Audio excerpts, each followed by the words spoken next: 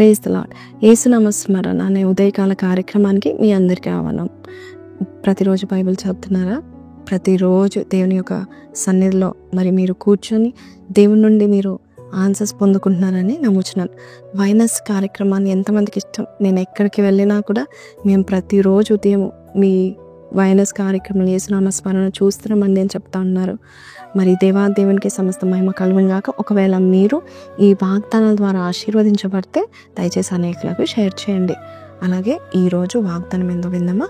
119వ కీర్తన 24వ వచనం. నీ శాసనములు నాకు సంతోషకరములు, అవి నాకు ఆలోచన కర్తలై ఉన్నవి. ఆమెన్. దేవుని యొక్క వాక్యం మనకి ఆలోచన క్రియేట్ చేస్తూ ఉంటుంది. నువ్వు ఏ పని పూనుకోవాలన్నా దేవుని యొక్క ఆలోచన మరి ఎంతో ఉన్నతమైన ఆలోచన. మన ఆలోచన చాలా తక్కువ, దేవుని యొక్క ఆలోచన చాలా ఉన్నతమైనది. ఆ ఆలోచనలు ఈ బైబిల్లో ఉన్నాయని దేవుని యొక్క వాక్యం సెలవిస్తుంది. కాబట్టి దేవుడు ఆలోచన కర్త. ఆయన ఆలోచన ఈ వాక్యాల ద్వారా మనతో మాట్లాడుతున్నాడు. ఒకసారి ఒక అతను బాంబు పేలుడులో ఆయన 2 కాళ్ళు, చేతులు, కళ్ళు పోయాయి. అయితే ఆయనకు మాత్రం ఒక ఆసక్తి ఏంటంటే బైబిల్ చదవాలి. కళ్ళు లేవు, ఎలా చదవాలి? కళ్ళు లేని వారికి బ్రెయిలీ అనే ఒక పుస్తకం ఉంటుంది.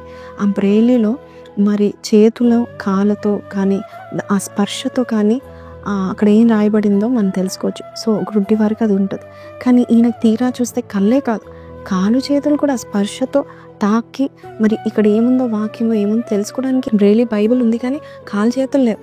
అయితే అటువంటి సమయంలో ఆయన ఒక చోట విన్నాడంట, ఒక స్త్రీ ఆ బ్రెయిలీ బైబిల్ని తన లిప్స్ అంటే తన పెదవుల స్పర్శతో చదువుకుందంట. అయితే ఆయన పెదవుల స్పర్శతో చదువుకుందామంటే ఆయన లిప్స్లో ఒక నర్వ్ ఉంటుంది. ఆ నర్వ్ స్పర్శ నర్వ్, ఆ నరం తెగిపోయిందంట ఈ బాంబు పేల్పుడులో. అటువంటి సమయంలో ఇప్పుడు ఎలాగ బైబిల్ చదవాలి? నా వల్ల కావట్లేదు, నేను బైబిల్ అయితే చదవలేను అని అనుకోలేదంట. ఆయన అనుకున్నాడంట, నా నాలుక ఉంది కదా, బైబిల్ స్పర్శ నాలుకతో నేను తెలుసుకొని అప్పుడు నేను చదువుకుంటాను అన్నాడు. అంతకంటే హీనాతి స్థితిలో మనం లేం కదా. మరి అంత ఆసక్తితో చదువుకున్న వారు ఉన్నారు. మరి నీ దేవుడు నీకు చక్కని కళ్ళు, కాళ్ళు, చేతులు, మరి మంచి స్పర్శ, పెదాలు, నాలుక ప్రతిదీ ఇచ్చాడు.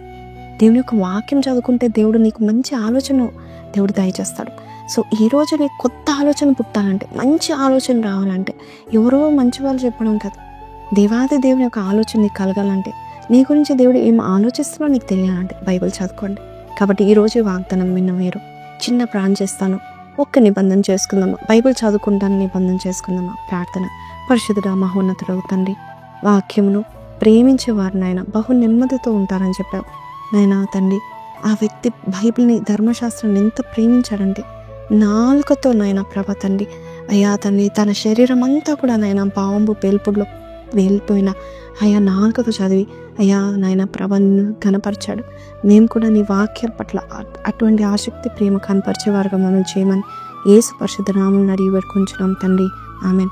ఈరోజు దేవుడు నీకు నూతన ఆలోచన పుట్టించును గాక. ఈ వాగ్దానం మీతో మాట్లాడితే కింద కమెంట్లో lord give me new thoughts, your thoughts lord అని పెట్టండి. May God bless you. Have a blessed day. Don't forget to like, share and don't forget to subscribe. Praise the lord.